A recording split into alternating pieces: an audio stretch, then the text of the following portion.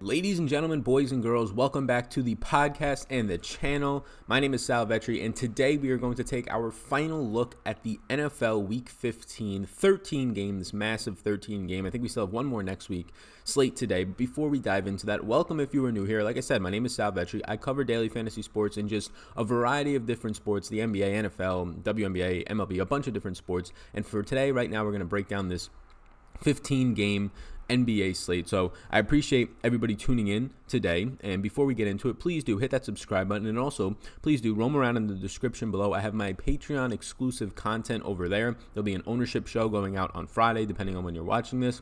Sunday, final thoughts. Saturday, live stream. And then a ton of different things, an array of my game-by-game notes for every single game, projections, stat sheets that you see here, lots of different things. So if you're interested in my Patreon exclusive content for the NFL, for the NBA, for golf, PGA, for the new coming year, all that stuff, extra content, but not just podcasts and live streams, but also data and actionable tasks and things to use. Check that out, linked up down below. It is what keeps the lights on here at the Sal Vetri YouTube channel over here. So thank you. I do appreciate that. Also, my social medias are linked up down below. Follow me on Twitter at Sal Vetri DFS and Sal Vetri on Instagram. If it is your first time here, please do hit that subscribe button. It helps, but to incentivize you a little bit, and today we're going to announce the winner from this past week, the week 15 winner for the $25 PayPal giveaway. But to incentivize you a little bit for next week, let me know down below, because I'm actually very curious. In the $5,000 to $6,500 range, so $5,000 to $6,500, who is your favorite wide receiver in that range? I think there's a ton of guys in that range that are interesting to me. You must be a subscriber, so hit the subscribe button to enter this contest and let me know that down below. And also leave a way for me to contact you, a Twitter handle, a PayPal, whatever it might be. You will be entered into a raffle for a $25 PayPal giveaway. The winner of the PayPal giveaway for the NFL Week 15 season is going to be right here, and I need to find a way to contact this person, but the person is the Upper Decks. The Upper Decks have the Twitter handle here of Omar B1113. I will reach out to you. The Upper Decks, congratulations. You are the winner of the Week 15 NFL Patreon 25, or not even Patreon, just $25 giveaway.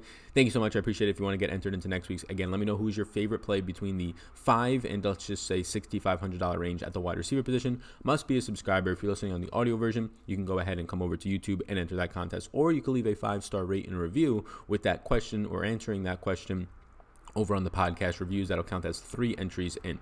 Lastly and finally, I just want to shout out FantasyDraft today. They are the sponsor of this Final Thoughts video, as they have been all season long. What FantasyDraft does is they're revolutionizing the way you play DFS. They're getting rid of rake. You pretty much just make a ton more money. I think I was listening on an Awesemo stream to Brick, one of the top 8 or top 10, I think he is top 8 too, DFS players in the world. He saved just in the month alone, literally listen to this, in the month alone last month, he saved $50,000 plus, if I recall correctly, watching that stream last week. Unreal, but that's true. I mean, he's playing at big volumes, but I've been saving a lot of money as well playing NBA over there. And at the end of the day, you're pretty much getting, if you want to look at it a different way, a lower interest rate. Why would you go and get an interest rate from a bank? Well, in the first place, you probably shouldn't. We're not going to get into the whole concept of just trying to avoid debt at much as you can. Don't take out loans. But if you were hypothetically to go and get an interest rate at a bank and they told you that you were going to pay 15%, and then you went to another bank and they told you no strings attached, no gimmicks, you're going to pay 1% or 0.5%, you'd probably take the lower interest rate because you're going to pay a lot less. Now that's what FantasyDraft is pretty much doing compared to FanDuel and Draftkings. You can't turn $20 into $1 million yet on FantasyDraft, but that's their whole thing, right? They were trying to build their site. Right now you can win decent money there and you're not losing nearly as much. At the end of the day, most people watching this video probably aren't beating the rake on Draftkings. What does that mean? You're not winning enough to cover the 15% that DraftKings and FanDuel are taking from you, and on sites like FantasyDraft, you literally can, and also the competition is easier. So check out FantasyDraft. I will link it up down below. I will get a link, and that link will be a tracking link so they can track that you came from this channel if you are okay with that. So getting into it now, we'll start at the quarterback position here for the NFL Week 15 slate. I will blow this up a little bit so people can see what I have written down here. There we go. Perfect. So starting at the top, these are not rankings. I've been asked that before. Starting with quarterbacks. Yeses and maybes, these things can change. If you do want to check out Patreon, I have that closing thoughts video on Sunday where I go over really what my exposures are looking like in stacks and all that. So things can change before then. Friday injury reports will change things. Saturday overnight news, of course. Potentially weather, usually doesn't. But Dak Prescott at 6,300. He's cheap, and right now nobody's getting owned from this team. I don't understand. Zeke is underpriced. Amari is without a doubt underpriced. I don't care that he's facing Jalen Ramsey. Go look at Jalen Ramsey's stats this year. They're not that great. You have Michael Gallup going up against just fill-in cornerback 2, right, based on injuries for the Rams this season. So It's a cheap stack that is going under-owned, and the game total here is fantastic. It's the fastest-paced game on the slate for me. It is a top 3 overall game total. It's only a 1-point spread, so there's shootout potential. Yeah, give me Dak Prescott and his damn near 24 fantasy points per game. It's one of my favorite games to stack on the entire weekend, if not my favorite game. Kyler Murray, he's 5,600. He's averaging 36 rushing yards per game. He's a 2-point home underdog. I have written home favorite here, but it's a 2-point home dog. And the issue with that is, and it's not really an issue, it's a good thing, whenever you see home underdogs, it's the best spot for correlating fantasy points if it is a close spread, right? So the fact that he's a home underdog and it's a 2-point spread, it means that the upside for him to have a ceiling game here, or at least a game above 20 fantasy points, which is his average this year, is absolutely okay. The rushing upside just gets him over that $5,600 price tags more times than not for me. Cleveland is 21st in pass coverage. They're 8th in pass rush, which is not great for Murray as a mobile quarterback if they're going to get to you, right? But they don't have Myles Garrett for the rest of the year, and that number is slowly but surely going by the end of the year, I imagine, to drop outside of the top 10. Phillip Rivers at 5,600 is also a yes for me. So these guys at the same price point.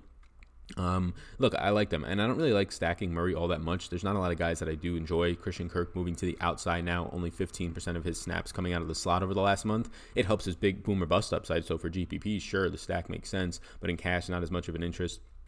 Phillip Rivers, just so many guys to attack this really bad Minnesota secondary here. Minnesota's front is still fine, but their secondary is just absolutely atrocious. You have Mike Williams. He'll get matchups against probably Xavier Rhodes. You'll have Keenan Allen moving into the slot. Maybe he sees Trey Waynes at sometimes, but most likely not. It's just fantastic spots for all of these guys. Even Andre Patton, who just does not catch balls, has a good matchup this week for the Chargers. Not going to be playing him, but I would prioritize the Chargers this week for me as Keenan Allen 1. Number 2, I'd go Hunter Henry, and then 3, Mike Williams, 4, Austin Eckler. It's just too nice of a matchup for his price tag of $5,600. Now I have him as a yes, but it's more so a yes because of his ownership. Not getting much ownership, and he's cheap. At the end of the day, come Sunday, he's probably like the 4th or 5th highest, probably 5th highest QB I actually have ownership to. And at that point, it's just in a group of guys where they're 8 to 10% owned, but I'm coming in about double the field. So that's why he's a yes for me, because I'm clearly above the field on him. Shaun Watson is by far my preferred pay-up option. Look, whenever Watson is an underdog playing from behind, keep in mind this is a divisional matchup. These teams play each other twice out of the next 3 weeks, and they have the same record. They're playing for the division and potentially playoffs, right? The loser of this division probably doesn't make the playoffs, so this is a huge spot. This is an actual game that matters in terms of if you're just looking for the highest motivation spot on the slate. It's probably Houston versus Tennessee in this game that the winner is a huge leg up over the final 2 weeks to win the division and get into the playoffs. Watson playing from behind in his career. You saw it last week. Whenever Watson is playing from behind, and last week was an extreme example, but the overall upside for a ceiling game is there. Tennessee is only 23rd in pressure, so bottom 8 in pressure rate right down as a pass rush. That just helps Deshaun Watson's mobility. Like you saw last week, his mobility literally just propelled him to another huge game, 2 rushing touchdowns. They're 18th in coverage. That number is only going to get worse with Butler on IR, with Adore Jackson missing last week, and as of right now, not trending towards playing this week. They give up the 8th most yards per game to the quarterback position. Watson seems to be on track to get Will Fuller back. It's just a great spot. Watson is, although the Dallas and Rams game is maybe my favorite, at least under-owned wise, and maybe overall favorite game environment to stack, this Houston-Tennessee one is right up there as a top 2 interest, and he's probably my favorite quarterback on the slate, Watson. So my yeses are Dak Prescott, Murray, Rivers, and Watson. And then I have a long list of maybes. Jimmy G with the highest total on the slate is appealing to me against an Atlanta defense that is not good. He's a secondary interest. Matt Ryan, very low team total, which is not great. He still grades out for a decent game for me, right? An 18 implied team total is terrible, but no Richard Sherman, no D Ford, Kwan Williams for San Fran. Their slot cornerback are all banged up. He's the last interest on this board for me. I think I've written here 10 guys. He's probably the last one. Baker Mayfield at 6,400 against Arizona's 32nd ranked pass defense is definitely appealing to me. The issue for me is I don't want to stack this whole Cleveland team, but I don't think you have to. Just give me Landry. Just give me Jarvis Landry in the slot this week, and I'll take that. I'll take Baker. Maybe you get something from Arizona if you want Kirk to get to a game stack, but I'm not going to force in a 4-man game stack here. I don't want Odell against Patrick Peterson. It's still a fine matchup if Odell was healthy, but he just doesn't have both of his legs under him, and that's not fantastic at all. He's clearly limited out there. You have a priced up David Njoku. I don't really feel like taking stabs at that. You have a almost 7K Kareem Hunt who's going to touch the ball more weeks than not 10 times, and if he's not scoring touchdowns, he's going to fall flat on his face at that price point. So just give me Baker and give me Landry. 6,700 for Landry is more than fine. Jared Goff on the opposite side of this Dallas and Rams game. I prefer stacking the Dallas side, running it back with guys in the Rams like your Woods, like your Gurley, but Goff has clear options here. Woods stands out as the main one after the past 2 weeks and really not coming off the field, not having question marks around him. Tyler Higbee stands out as probably the second guy I want to get to in a stack there. And then Todd Gurley after that. Don't really like stacking Todd Gurley as much. The correlation isn't there too much with the quarterback. So maybe even you go Kupp over Gurley based on what you want to do there. Cowboys have had major issues with their running or defending versatile running backs, but the issue and the concern becomes just Jared Goff stacking, and the correlation coefficient with Todd Gurley is just not there. But yeah, I think that Woods and then Higbee, and it seems like Everett is right now trending to be very questionable. So if Everett misses again, yeah, give me Higbee at another cheap price point of, I believe, $3,900.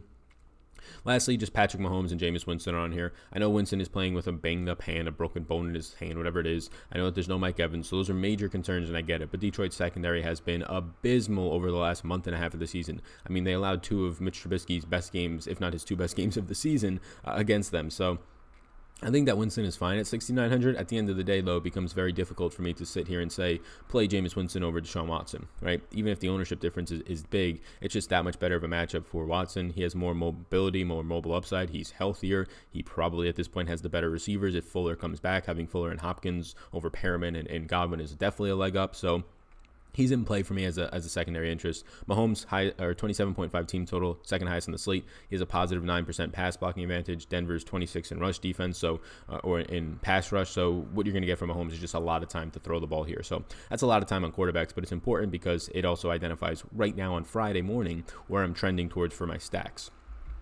Heading over to running back, I have a very short list. On a 13-game slate, I have 9 running backs' names down, and out of these 9 guys, I foresee myself getting to 8 of them to 7 to 8 of them at best. So yeah, I have a very compressed pool, which I'm fine with. Let me shorten this a little bit so you can see everything that was written here. Got some long descriptions for the running back one. Here we go. So starting at the top, Christian McCaffrey. Yeah, I have interest in him. He's 10,000. Look, the matchup is not great though. Like me putting a yes by McCaffrey is a different kind of yes in the past couple of weeks. Past couple of weeks, I've gotten 30+% of McCaffrey, and really for the past 2 months. But this week, I might come in less than that. His ownership's coming in around 20% or so as of right now. I might come in around there. I feel okay with that. I feel okay coming in at 15. I feel okay coming in at really any number for McCaffrey. Here's the thing, though.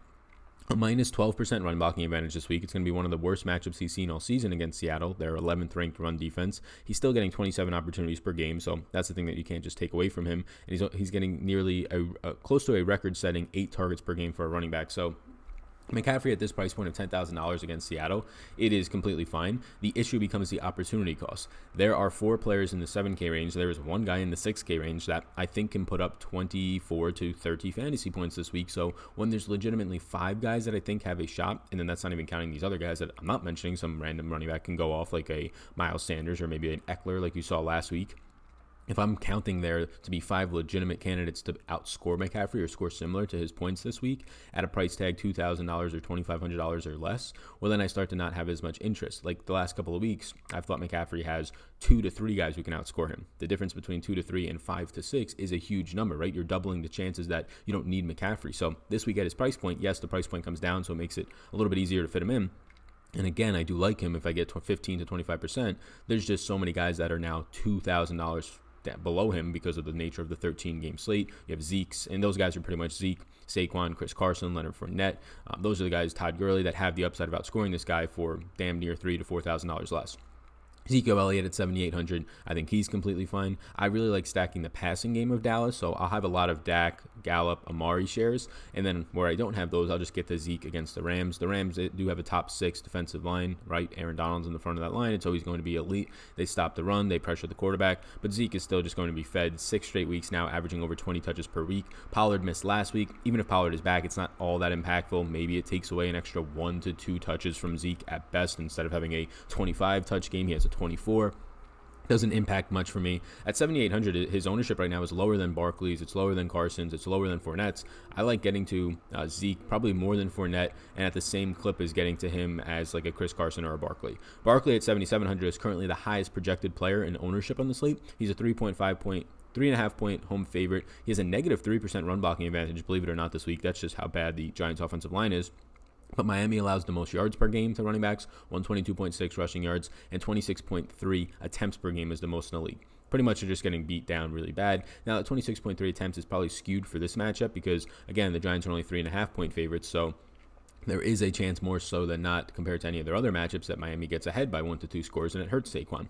But anytime you have home favorites, you usually want to take them. Anytime you have home favorites playing 95% of the snaps and just a shoo-in for 20+ touches against this bad of a defense, it makes sense to take Saquon. Am I concerned that he's been dealing with an injury, and in a week or 2 or 3, really, when the season's over, they say, well, Saquon's having surgery, he's been playing with this all season? Yeah, of course, he has not looked like himself by any means. Am I concerned that Eli Manning is probably going to start again and that can just stall your offense? Yeah, of course. But Miami just put 2 more guys on their injured reserve, Ken Webster and Corey Lewis. Those are 2 more defensive backs that they've already been putting Xavier Howard on IR, right? All these guys. So they have nobody left in that secondary at all. They traded away Minkah Fitzpatrick clearly the first month of the season. So, yeah, Saquon, the odds that the Giants get down big is not there, and he's a home favorite at 7,700. The 20% ownership he's at right now, I'm fine with it. Chris Carson, 120.9. rushing yards per game is second most, only behind Miami, is what Carolina's giving up. That's who Carson gets this week. 21 touchdowns allowed is the most by 7 touchdowns this season, so something to that. Carson's seeing 22.5 opportunities per game. He's third, top 3 actually, in rush attempts per game since the start of last year. Part of that's just because he stayed healthy. Part of that's because he's still in the league. Part of that's because he's on the same team. It's still the same workhorse, and that doesn't happen for a lot of guys, but that's still very impressive. Just quietly, one of the most consistent running backs in the league is Chris Carson over the last 2 years or so. He has a positive 8% run blocking advantage this week as a 5.5-point favorite. There is no Rashad Penny. I have Chris Carson slated in for 23 touches in this one. I really like Chris Carson. I like him more than Zeke, barely. I think I like him just as much, if not more, as Barkley. He might be my preferred 7K guy. Now, all these guys are in the 7,800 or the $7,000 range. These 4 players sandwiched next to each other: Zeke, Barkley, Carson, Fournette. I'll probably end up with at least 10% of all of them, and somewhere between 10 and 30% of these guys. If I ended up with 20% Barkley, 18% Zeke, 25% Carson, I think that I'd feel pretty good about that. Todd Gurley at 6,000. I would imagine he might come in as my highest owned running back overall. He's just too cheap, right? They said that he was going to get the work for the rest of the year, that he's feeling healthy, and then he goes out and he plays 80% of the snaps. He's averaged around 80% of the snaps over the last 5 weeks of the season, and he gets 27 touches last week, and he looks dynamite. He's criminally low in price point. Yes, they gave Malcolm Brown a 1-yard touchdown, but then he also got a red zone touchdown as well. He's the most mispriced player in the slate. I have him projected right now for at least 20 touches. He's just in there with filler touches at 20, and if I give him more than that and I give more plays in this game, again, it is the fastest paced game on the slate, so 20 touches might be a very low number for Gurley if he stays healthy. Yeah, I really like this spot. If I give him more touches, the $6,000 price tag, he just gets into way more of my lineups than I probably feel comfortable with. But Gurley at 6K is probably the most underpriced guy on the slate, and I would imagine becomes maybe my highest owned running back. Patrick Laird is my final yes at 4,500. 80% of the snaps last week, 19 total touches, and he had 5 targets. He's just going to stay on the field. He's so good at pass protection, at least compared to these other guys. Myles Gaskin on the team, Zach Zenner didn't even play last week. These guys are not as good at pass protection and pass blocking as Patrick Laird is. Just keeping Ryan Fitzpatrick upright is going to keep you on the field as a 3.5-point underdog. That actually helps Patrick Laird in his pass catching role. If you give me 5 catches for 40 yards out of Patrick Laird here and I get 8 to 9 fantasy points, somewhere in there, average of 8.5, 9 fantasy points out of Laird in the passing game alone against the Giants defense that is at best middle of the pack against the run, yeah, I feel good about him at 4,500 on a slate that really lacks any sort of value. Leonard Fournette at 7,600. You can get to it if you want. Oakland has been improving on the ground game, stopping the run, but Fournette is going to be a shoo-in, although he wasn't last week, going to be a shoo-in for probably somewhere around 20-plus touches. The issue is their defense the last month of the season has just been getting blown out. This team has been getting destroyed, especially in the second half of games. Oakland has the weapons to do that to you. Tyrell, Darren Waller, Josh Jacobs seems to be playing for this week. It's not a high-octane offense, but if you're saying just blowing out your skeleton of a defense that you have back there that doesn't care and probably is not trying, maybe quitting even the word to use, in the second half of these games, well, that hurts Fournette's upside, at least in the running game. But yeah, I think that this is an okay spot at 7,600. He's fine. You're going to get a lot of touches out of him. You're probably going to see 20 touches more times than not here. He just becomes the last interest that I have out of Zeke, Barkley, and Carson. If I had to rank this 7K range quickly for you, it would probably be Carson, Barkley, Zeke, and Fournette. A lot of those guys very close, though, in interest. Miles Sanders at 5,900. Look, we'll see what happens with Jordan Howard, right? Boston Scott got a lot of touches last week. Sanders went to the locker room, but a positive 48% run blocking advantage is what you have for the Eagles this week. You saw what Aaron Jones did last week at pretty much ease, it seemed. A positive 48%. If you see like a positive 10%, that's a good matchup. This is as good of a matchup as you're going to find for a running back all year long with this Philly offensive line going up against Washington's defensive line. On the opposite side of this game at 3,900, I really probably don't get here. This is probably why I said I have 9 guys on the slate that I like. at running back, but Chris Thompson, 3,900. He was primarily used as a wide receiver last week, had 8 targets, only ran 19 routes. That's the concern. 7 catches for 43 yards, though. He was one of only 4 Washington Redskins to run a route last week. So it's nice if you do play him because you're like, okay, well, they have a pretty compressed player pool of who they're going to be targeting. Only targeted 4 players last week: Haskins, 3 wide receivers, and then Chris Thompson. The concern for Thompson, though, is surely the Eagles are really good on the ground, but you're not really playing him because of that. He had 0 carries last week. The concern is, even if he does what he did last week, right, as good as he played, 7 catches for 43 yards, that's 11.3 fantasy points. At 3,900, is that enough, right? And maybe for your cash games, but that seems like outside of scoring a touchdown, a ceiling game or a really good game, getting 7 catches on 8 targets out of this guy. So that's my concern with Thompson, but he's the only thing in the 3K range I would touch at running back. Moving over now to wide receiver. You can see I have a long laundry list of wide receiver, but I've actually shortened it. It's actually only 22 players now. It was like 35 when we did this video, the early look video on Tuesday. Before we keep going into this, please do hit that subscribe button. Again, be sure to enter the contest. Who is your favorite wide receiver between this $5K and $6,500 range? Make sure to subscribe to enter that contest for a $25 giveaway. The upper decks, be sure to also reach out to me. I'll reach out to you, hopefully if I can recall, or I will recall, but just remember your Twitter handle. I'll go back and find it. But if you are seeing this, reach out to me on Twitter. We'll get you situated with the giveaway. And then lastly, if you're interested in my daily fantasy NFL course, I'm only going to tell people who are watching this right now. I will link it up down below in the description. I'm going to be selling it. It's a $150 course that there's a lot of students in there right now. But if you do want it for a Christmas sale for just, I believe we're going to do just $50 on it. You can check the link out down below. So $100 off. Check that out if you're interested in the daily fantasy NFL course. That is just for you viewers right now who are still watching this. So, DeAndre Hopkins at the top, 8,000. Look, if Adore Jackson misses, it's going to be Ty Smith guarding DeAndre Hopkins. He's played 75 total snaps this season. The Tennessee secondary is going to be made up of Ty Smith, Tremaine Brock Jr., who was cut by the Cardinals as a slot cornerback and now has to play on the outside, and Logan Ryan, who's been a pretty solid slot cornerback, but we don't really care about playing Kiki Kute this week, I don't think. Hopkins at $8,000. I love Watson stacks. I'm going to get the Hopkins even at that price tag. Chris Godwin will get the Justin Coleman matchup with no Mike Evans, so even more usage for Godwin. Justin Coleman has allowed the 2nd most yards, 2nd most receptions, and most touchdowns this year out of all cornerbacks in the league. Yes, Chris Godwin at 7,700 is a fine play if you get to him. Julian Edelman at 7,100, 10 targets or more in 8 straight games, 7 receptions average over these last 8 games, last 2 months, and he's likely to face Denard, who has only played about 4 games of snaps this year, 12 catches allowed for only 102 yards. So he's been good in man coverage, but he's barely played any snaps. Keenan Allen, I like from that Chargers and Minnesota game. He's my priority interest if you're stacking a Phillip Rivers side. And on the opposite side, Minnesota, Adam Thielen seems likely to return at 6,300, the exact same price point as Allen. This is an easy game to stack as well. If you get a Phillip Rivers, Keenan Allen, Hunter Henry stack, and you run it back with Adam Thielen, it does not cost you a lot of money, and it has upside there. I like Thielen as well if he does return. I think he avoids, and he should avoid, Casey Hayward. Stephon Diggs will see that treatment. He will get Brandon Faison, the backup, undrafted free agent cornerback, and then when he moves in the slot, he'll see some Desmond King, which has been a fine matchup for guys this year. Robert Woods is my favorite Ram to stack this week. If you get your Dak, Amari, Gallup stacks, you run it back with Robert Woods and even Higbee if you want to go full 5-man stack. I think that's a nice spot to be in. He played 99% of the snaps last week. You had a combination of just 70% of the snaps for both Kupp and Cooks combined. So that's a little bit concerning what they're doing there.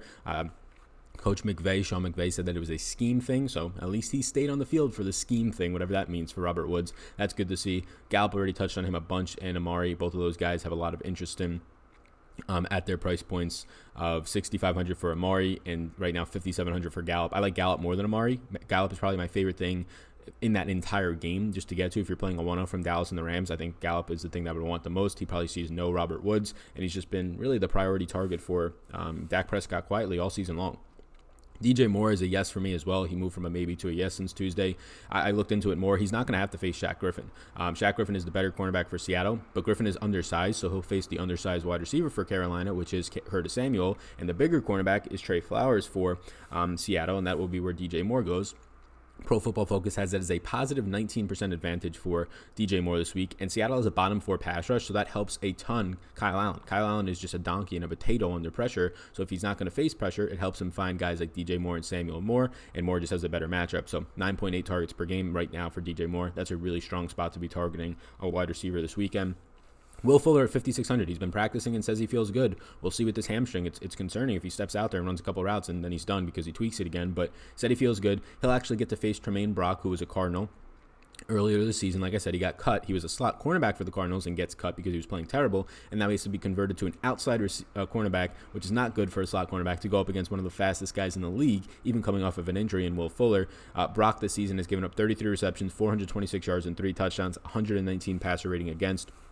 Will Fuller, if he is healthy and active, and we see these full participants on, say, come Friday, Will Fuller at his price point of $5,600 is probably my favorite wide receiver play for GPPs on the slate.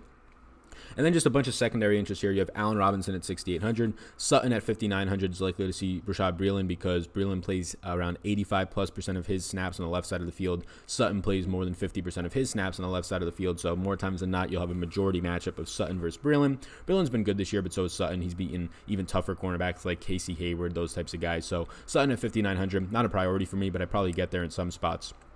D.D. Westbrook becomes more of a priority, and not maybe a priority, but more of an interest at 4,600 if there is no DJ Shark. Shark is traveling with the team, but is still very questionable and is a game-time decision for Jacksonville.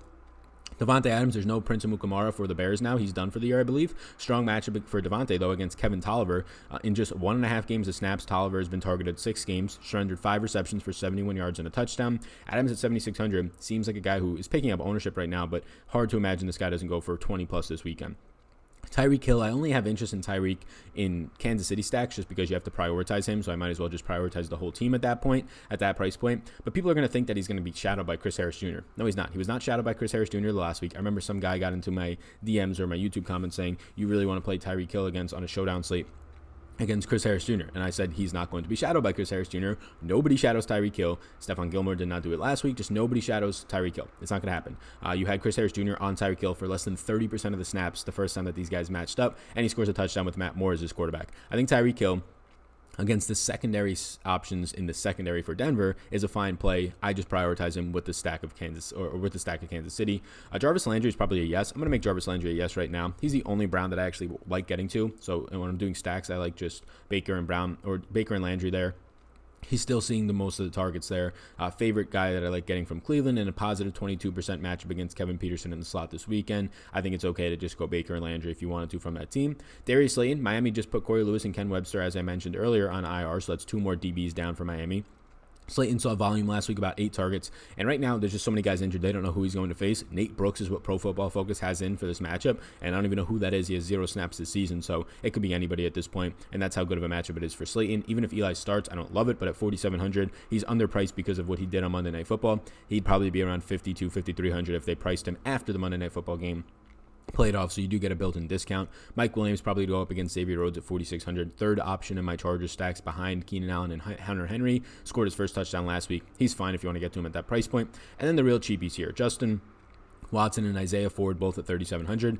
Justin Watson ran 34 routes and saw all of his production once Mike Evans just exploded his hamstring last week. 5 catches, 59 yards, and a touchdown on 8 targets in week 14. He probably sees some Darius Slay. I don't think Slay will go into the slot that much against Chris Godwin, which is concerning.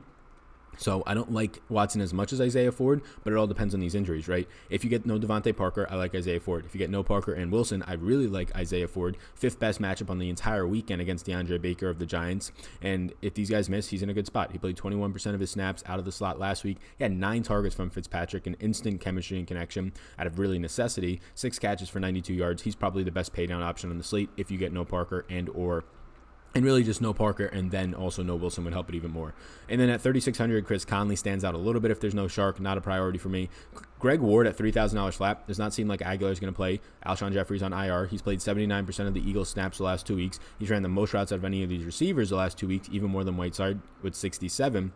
He's more of a cash game play for me because he just doesn't run deep routes. If he catches like 5 balls for 50 yards for you, that's fine, but that's more of a cash play at $30,000 flat. He'll likely face Murray, who's given up 37 receptions, 476 yards, and 2 touchdowns, who's been okay this year for Washington, but not great. Greg Ward at $3,000 flat. I don't really see the tournament winning upside there. I like it more for cash games. And last but not least, let's get into tight ends. Thank you for tuning in. Again, I have exclusive content on Patreon. I will link those up down below or link it up above me right now. If you want to click the link, it'll open a new browser and you can check out. There's a video of me talking about what Patreon is for the people who probably don't know. And it's just pretty much a site where I can put up podcast episodes and I can put up just Excel sheets and those types and just different content for people who enjoy my content and want more of it. So right now I think we have around 350 patrons over there. If you're interested, you can check out that link. You can reach out to me over there as well and just try and get more questions if you might have any. So check it out if you're interested in your own Christmas gift for yourself. Helps me out, of course. So tight ends, there's just so many good tight ends on the slate. I'm going to get a bunch of them. But Zach Ertz at 6,000 with no Aguilar, with no Jeffrey. I have him in right now. I had him at 9 targets. I bumped him up to a projected of 10 targets. And he just becomes my favorite tight end play on the slate. He's going to be the priority against a pretty bad Washington secondary. Landon Collins is still there, and he obviously has experience with Zach Ertz when he was on the Giants, but it's still fine. It's just going to be so much volume for Zach Ertz. Darren Waller, he's in a good spot. Jacksonville secondary, I've already talked about it, and they're just anything with Miles Jack now injured and all their players from the beginning of last year to this year, pretty much all gone outside of A.J. Boye. It's a fine matchup for Waller. I do like this spot for him. You have a 25.5 team total for Oakland, so the points have to come from somewhere. Evan Ingram. If Evan Ingram suits up, yes, Zach Ertz is still my favorite play on the slate at tight end, but Evan Ingram probably becomes my second favorite play at 4,900. I know that Tyler Higbee is not on the Jets. Somebody reached this out to me. I automatically, so this is what you can see this change right here. Ready? It'll go to the Rams, and then this will go to Dallas. Whoops. And this will go to Dallas, and then the price points will drop down. There you go. See, so everything just got fixed because I had to bring it down. That is just Google Sheets, Excel, VLOOKUPs. Sometimes I have to manually type in things, and then it gets messed up. So that's what I did, but now I do not have to manually type that in anymore, so everything is switched. There you go. So Evan Ingram at 4,900.